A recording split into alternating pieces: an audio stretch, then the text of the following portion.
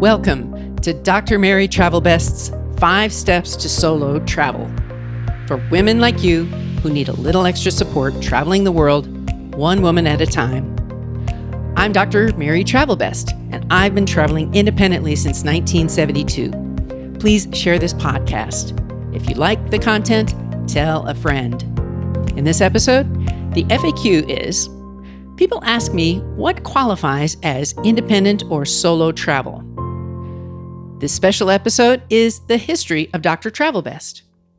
Today's mistake, traveling with a baby crying. And travel advice, unplug.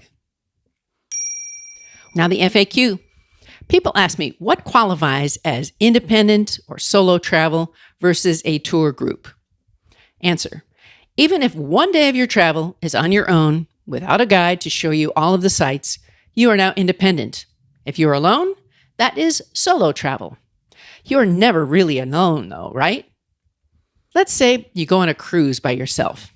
Maybe you even get paired up with a roommate. Are you still independent? Yes, because you're not on a tour. Are you going on a cruise excursion? That is likely a tour. On a cruise ship, my ship stopped in Acapulco. I hired a driver for the day, and that was independent travel because I had control of where I wanted the driver to take me. And now, special episode, History of Dr. Travelbest. Dr. Mary Travelbest was founded in 1993 when I was starting my company, Sun Marketing. The name was an alias because my name had nothing to do with travel, and I had not worked in the travel industry. My first book was founded with the idea of helping women and others travel independently, since I had been to every continent by myself or with a friend except Antarctica. Nearly 30 years later, 5 Steps to Solo Travel, a series for women to travel in their prime, has been launched with Part A and Part B soon, and maybe more. Hundreds of thousands of women have discovered Dr. Travelbest, and 1 billion miles has been traveled since the start. The stories and the lessons are authentic. No one has paid me to write about any of these companies or destinations. I currently teach marketing classes at Point Loma Nazarene University and consult with clients as part of my service and business in the community.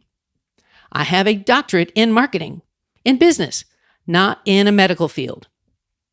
What kind of traveler are you, Dr. Mary?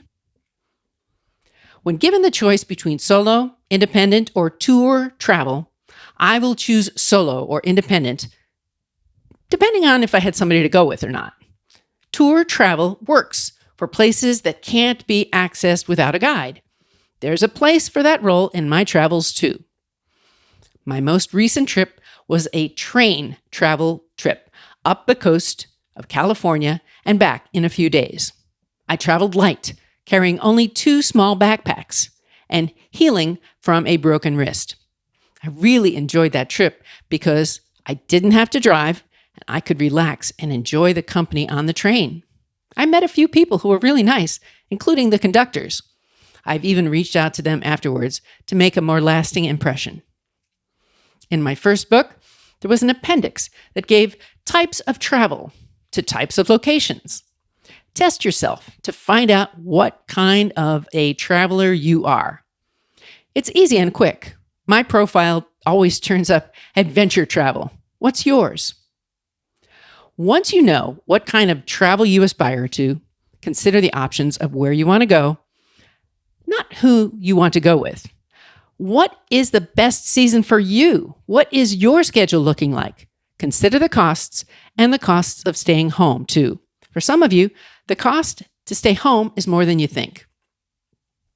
My friend Cindy and her husband Mike traveled independently for more than a year. They both retired and rented their home to a friend while they traveled the world. They researched and set some plans, and the rest of the planning was done from abroad.